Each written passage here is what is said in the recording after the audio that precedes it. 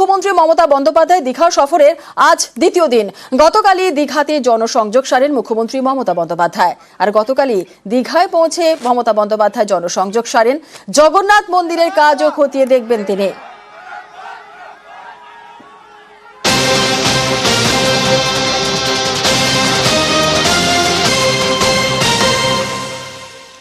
আর মুখ্যমন্ত্রী মমতা বন্দ্যোপাধ্যায়ের দ্বিতীয় দিনের আজকে সফরে ঠিক কি কর্মসূচি রয়েছে জানবো। আমাদের সঙ্গে রয়েছেন আমাদের প্রতিনিধি সোমরাজ বন্দ্যোপাধ্যায়। সরাসরি চলে যাব দীঘাতে, সোমরাজের সঙ্গে কথা বলবো। সোমরাজ, মুখ্যমন্ত্রী মমতা বন্দ্যোপাধ্যায় দ্বিতীয় দিনের আজ সফর, আজ ঠিক কি কর্মসূচি রয়েছে তার?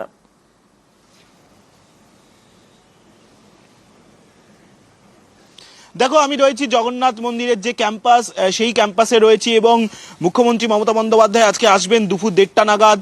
আসার পর এই জগন্নাথ মন্দিরকে কেন্দ্র করে একাধিক পরিকল্পনা তিনি ঘোষণা করবেন।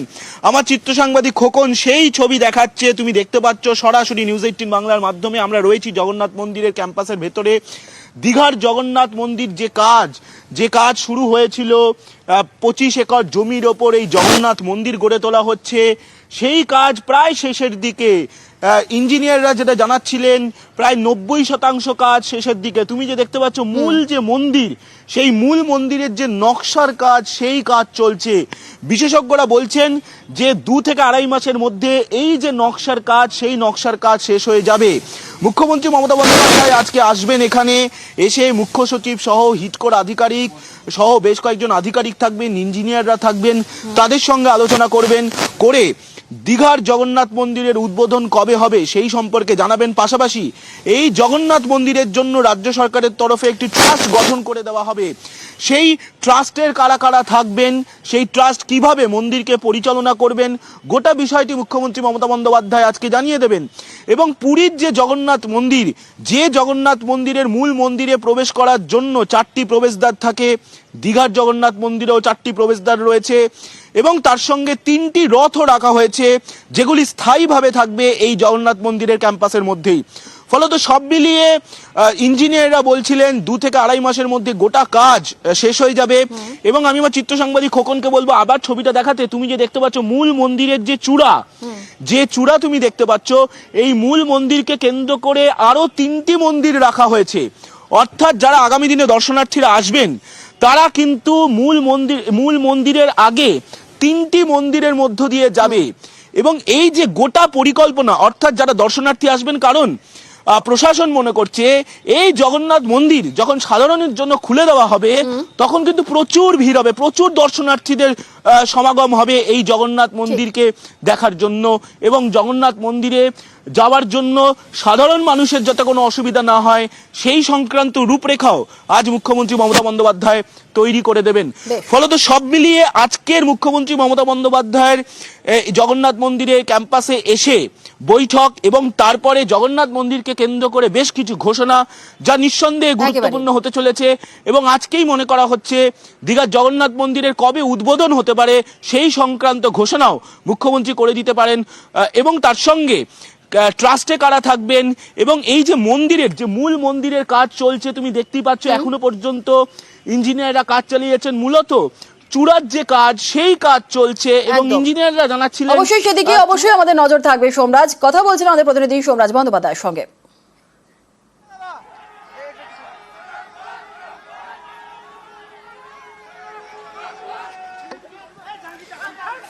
আসছি পরবর্তী খবরে। পৃথক রাজ্যের দাবিতে কোচবিহারের রেল অবরোধ। গ্রেটার কোচবিহার পিপলস অ্যাসোসিয়েশনের ডাকে রেল অবরোধ।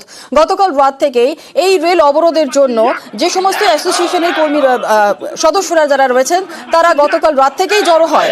কোচবিহারের জোড়াই স্টেশনে সকাল থেকে চলছে অবরোধ। বাংলা অসম সীমানা জোড়াই স্টেশনে সকাল থেকে অবরোধ। পৃথক রাজ্যের দাবিতে কোচবিহারের রেল অবরোধ।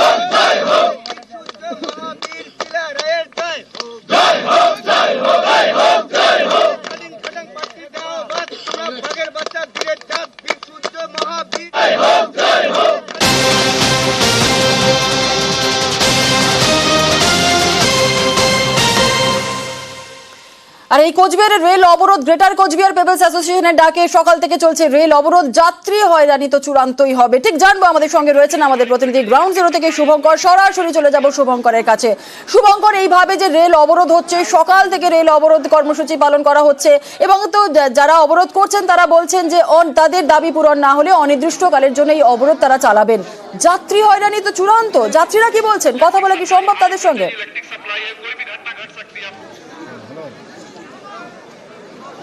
হ্যাঁ দেখো, এখন আমরা রয়েছি অসম বাংলা সীমান্তের জোরাই রেল স্টেশনে। এই রেল স্টেশনে এদিন সকাল থেকেই গ্রেটার কোচবিহার পিপলস অ্যাসোসিয়েশনের যে দাবি, ভারত ভুক্তি চুক্তি অনুযায়ী পৃথক কোচবিহার রাজ্য এবং কামতাপুরী ভাষার তাদের যে ভাষা, রাজবংশী ভাষার সাংবিধানিক স্বীকৃতির দাবিতে এদিন সকাল থেকেই হাজার হাজার গ্রেটার কর্মী সমর্থক এই জোরাই রেল স্টেশনে অবরোধ শুরু করেছে। আমি আমার ক্যামেরা পার্সনকে বলবো যে দেখো, রেল লাইনের ধারে কিন্তু কর্মী সমর্থকরা বসে পড়েছে। তাদের যে দাবি, সেই অনির্দিষ্টকালের রেল অবরোধ, সেই রেল অবরোধে তারা বসেছে। তাদের যেটা বক্তব্য, যতক্ষণ না পর্যন্ত এ বিষয়ে প্রশাসনের তরফে কি কেন্দ্রের তরফে সুস্পষ্ট নির্দিষ্ট আশ্বাস না মিলছে, ততক্ষণ পর্যন্ত কিন্তু তাদের এই কর্মসূচি চলবে। ইতিমধ্যে এই কর্মসূচিকে সফল করতে উত্তরবঙ্গের বিভিন্ন জেলা থেকে হাজার হাজার কর্মী সমর্থক হাজির হয়েছেন এই জোরাই রেল স্টেশনে। পাশাপাশি এখানে আমরা পেয়েছি গ্রেটার নেতা বংশীবদন বর্মনকে। দাদা, আপনাদের এই যে দাবি, এই দাবির ভিত্তিতে সকাল থেকে কর্মসূচি শুরু করেছেন, কতক্ষণ আপনাদের এই আন্দোলন চলবে? যতক্ষণ পর্যন্ত ভারত সরকারের পক্ষ থেকে কোনো পজিটিভ আমরা পাই নাই, ততক্ষণ পর্যন্ত আন্দোলন চলবে। আমার তো মূল বিষয়টা হচ্ছে কুচবিহার ভারত ভুক্তি চুক্তির পূর্ণ রূপায়ণ। আর এই চুক্তিটা কিন্তু এমনি হয় নাই, ভারত সরকার খুব দায়িত্ব পড়িয়া, খুব যেটা আমার রাজবংশী ভারতকে সদরত পড়িয়ে চুক্তিটা করাইছে। আমার কুচবিহার মহারাজা জোরহাত করে অনুরোধ করছে যে হে মহারাজ, আপনার কুচবিহারটা ভারতবর্ষে অন্তর্ভুক্ত করে দেন, নাহলে গোটা উত্তর ভারত আমার ভারত থেকে বিচ্ছিন্ন হয়, দ্বিখণ্ডিত ভারত।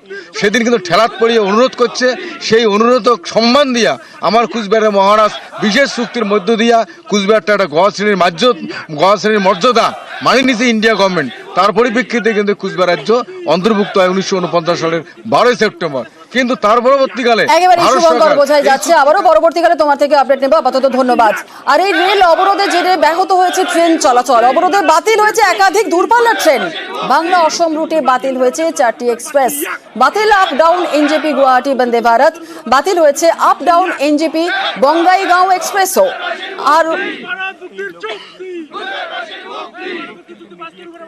আর শুধু ট্রেন বাতিলও নয়, ট্রেনের রুটও বদল করা হয়েছে। নিউ আলিপুর স্টেশন থেকে বিকল্প বাসের ব্যবস্থা রয়েছে রেলের।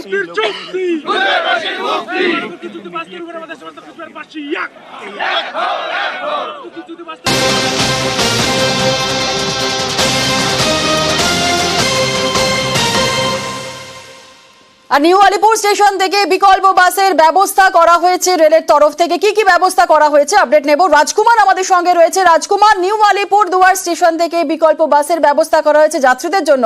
কি জানা যাচ্ছে, কি কি বাসের ব্যবস্থা করা হয়েছে, কোথা থেকে কোথা পর্যন্ত, কত দূর পর্যন্ত এই বাস পরিষেবা পাওয়া যাবে যাত্রীদের?